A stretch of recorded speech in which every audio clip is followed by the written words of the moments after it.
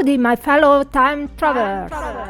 Humans, toddlers, and some animals have the ability to create an untruthful assertion and an alternative reality.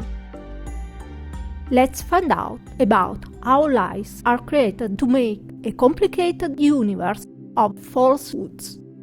Lies are celebrated in literature, movies, and music. Who can forget Lionize by the Eagles, Big Lie, Small World by Sting, Liar by Queen, Little Lies by Fleetwood Mac, and many others. Lies can cover the truth like snow, but when the sun comes out, even the thickest ice can disappear and show the hidden truth.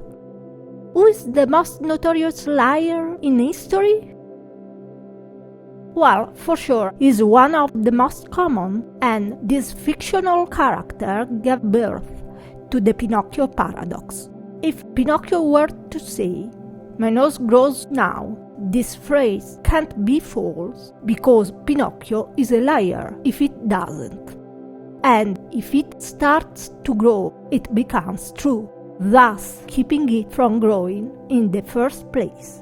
But Pinocchio is not the only notorious liar. He's no doubt in good company.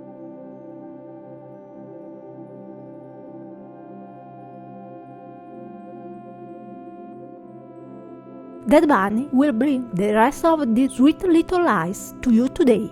Enjoy! I'm terrible and it's okay.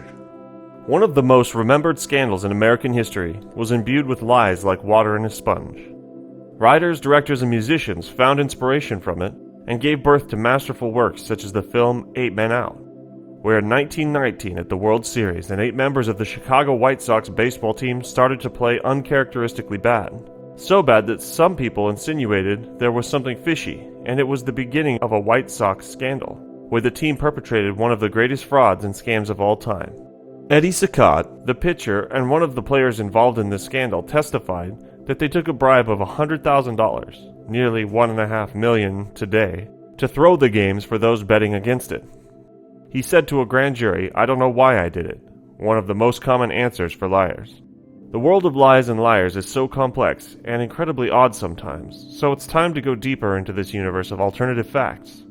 For example, German communist leader Walter Ulbricht created a dystopian world with the phrase "nobody has the intention of building a wall," on the same day that construction began on the Berlin Wall. The wall stood for almost 30 years and separated East and West Germany and families before it was brought down. But for another wall that is being constructed, it was claimed that the wall would be paid for by Mexico. We will build a great wall along the southern border. And Mexico will pay for the wall. The wall wasn't built along the entire U.S. border as it was claimed to be, and most importantly, Mexico has never spent a single penny on the partially built wall that Republicans hoped would help fully secure the border. According to Psychology Today, the average number of lies told by people per day was 1.65, and only 40% of the sample reported telling a lie in the past 24 hours. Were they lying about that number? Yet some may offset that average and increase the number of lies for several reasons. First of all, to get power or to make money. But that's not the only reason. Another good excuse for lying is to obtain protection. We protect ourselves, and in this case we're especially used to lying often to avoid suffering or painful consequences, shame, embarrassment, or conflict, basically, to save our asses. The number one reason people lie when it doesn't matter is that they actually do think it matters. While everyone around them thinks it's an inconsequential issue, the liar believes it's critically important. That is the root of the little white lie. Often, people tell lies because they are trying to control a situation and exert influence toward getting the decisions or reactions they want. And also, there are liars that might want their lie to be true so badly that their desire and needs again overwhelm their instinct to tell the truth.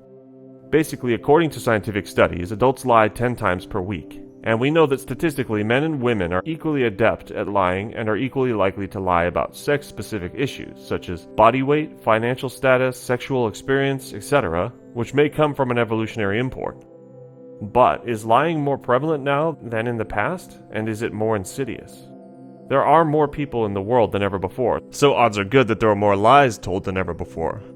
Television and the internet make it easier than ever to broadcast what we say to untold millions or billions. And given that so much of what we say is false and deceptive, no doubt whatever lies we tell may fall on unprecedented numbers of innocent ears. But if it's easier to reach a wide audience today, there is no doubt that in every historical period and in every place, liars have always existed. Of course, we don't know who was the first liar in history, but we can track the most notorious liars when their untruthful assertions changed history or became famous. In ancient Greece, Herodotus figured exaggerating the truth was the best way to make his side look better, and he would also be able to get away with it. So his histories included many exaggerations of the truth and outright lies, all for the purpose of enlarging the perception of Greek greatness. Although he is still recognized today as the father of history, there are some that believe he was also the father of lies. Frida Kahlo, the celebrated painter and Diego Rivera's wife, told 2 lies about her life. She lied about the year of her birth, telling people she was born in 1907, but the truth is that she was born in 1910. She also lied about her father being a German Jew, which he was not. He actually came from a line of Lutherans. Benjamin Franklin, who many believe was the Newton of electricity, or the first American, was later called a liar for his experiments on lightning with a kite and key because scientists showed that he would have likely been severely injured or killed by a direct strike. He was also a major troll. He would actually scare people by putting out fake news in one of his newspapers. Robert Ripley of Ripley's Believe It or Not had success that might have been a mix of lies that couldn't be verified with facts that couldn't possibly be made up. When someone accused him of being a liar, his answer was, "It makes no difference what I say, you won't believe me anyway." Well, believe it or not, his success certainly wasn't a lie.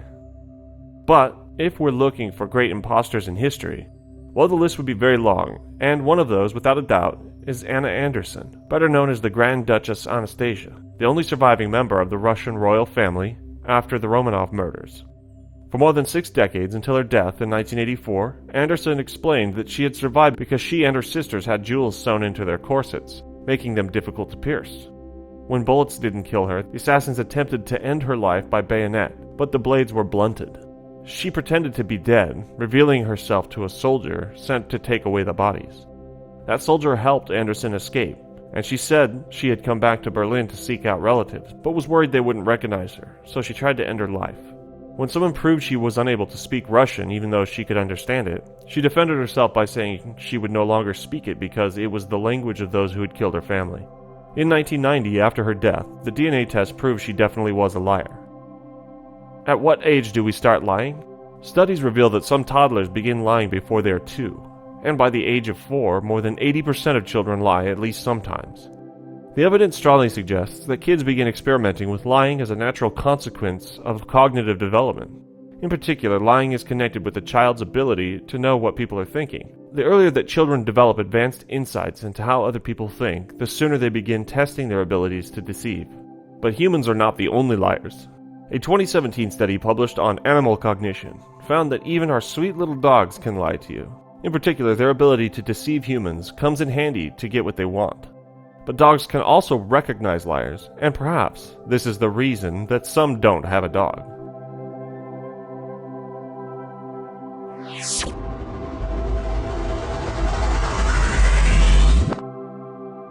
Cats, birds, and monkeys are very good liars.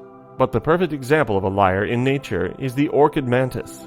It can transform its entire body into a beautifully sculpted and yet deceitful disguise. One of the most iconic moments of Coco, the famous gorilla that fascinated the public for years with her sweetness and intelligence, was when she used her kitten, All Ball, as a scapegoat after she ripped a steel sink from a wall. Coco in fact pointed at All Ball and signed, "Cat did it." With lie after lie, we arrive at alternative facts. Alternative facts was a phrase used by Counselor to the President Kellyanne Conway during a Meet the Press interview on January 22, 2017, in which she defended the White House Press Secretary Sean Spicer's false statement about the attendance numbers at Donald Trump's inauguration. When pressed during the interview with Chuck Todd to explain why Spicer would utter a provable falsehood, Conway stated that Spicer was giving alternative facts. Todd responded, "Look, alternative facts are not facts, they're falsehoods." But at that point, alternative facts became widely mocked on social media and sharply criticized by journalists, Also, it became a symbol of planting a flag in the war on media. Alternative facts today are also used as a synonym of lies. Where does the word lie come from? It comes from an ancient Germanic root meaning to tell a lie, as does the verb to lie, which first appeared in Old English as leogan, i.e. to be wrong. So that's it? No, don't leave now, because as one person described it, the best is yet to come. Was it another lie?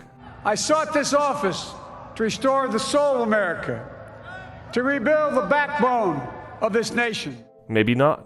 Whatever our future holds, we know that the past is full of inaccuracies and lies that are handed down from generation to generation, which sooner or later we'll forget if we do not stop believing in pathological and compulsive liars. By the way, what's the difference? Pathological liars, also known as pseudologia fantastica, are incredible at disguising falsehoods as reality. Pathological lies seem to gravitate around specific mental illnesses, traumas, and abuse in individuals' lives. Compulsive liars all share one trait: they can't stop lying. For the compulsive liar, lying is habitual and unavoidable, often becoming addictive for them over time. After a certain point, compulsive liars may come to fear the truth and reality and find solace in lying. But unlike pathological liars, compulsive liars don't need a rhyme or reason to lie. Lying for them is like breathing. Another lie or misunderstanding is about the lie detectors known as polygraph tests. The truth about lie detectors is that they record a number of different bodily responses, which can then be used to determine whether someone is telling the truth. Can a person fool it? In 2012, an NSA whistleblower revealed how to beat a polygraph test. Lie detectors usually measure things like blood pressure, changes in a person's breathing, and sweaty palms. We can just assume that if you truly believe in your lies, there's a good probability that you can beat the lie detector. What happens when lies become part of the general knowledge, and we don't ask anymore if it's true or not because we accept those facts, and we don't have time to investigate truthfulness? Did you know, for example, that Thomas Edison actually didn't invent the light bulb? The truth is that he was not actually the first person to create an electric light. He was part of a very competitive race where he borrowed, some say stole, ideas from other inventors who were also working on the electric incandescent bulb. The invention is a very complex social process, where many people tinker and perfect an idea, and only the best salesmen get the credit.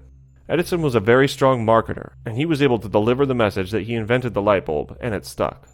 But this is not the only story that was reported wrong. The most well-known story of the Trojan War is the one about the giant wooden horse that was first mentioned in the Odyssey. In reality, why the war is real, and Troy did in fact burn down.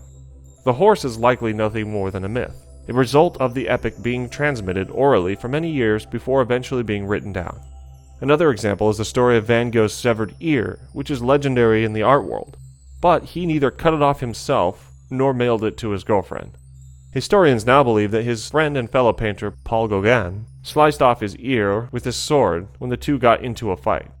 And also, the story of how Sir Isaac Newton formed his theory of gravity usually involves an apple falling on his head while he was sitting under a tree. That's only partially true. Newton did form his theory after seeing an apple fall in his mother's garden, but the part about it hitting him on the head is a myth. But there is a story that was known under the name of the Big Lie, and probably is one of the most atrocious and unforgettable lies in human history. When Hitler rose to power, he created a national sweeping policy to eliminate Jews from the earth, called the Final Solution. To accomplish this, he and the Nazis orchestrated what they called the Big Lie, where he used the German press to spread lies blaming Jews for all of Germany's problems, and to convince Germans that Jews were their enemies. So, fake facts, fake news, and imposters are among us.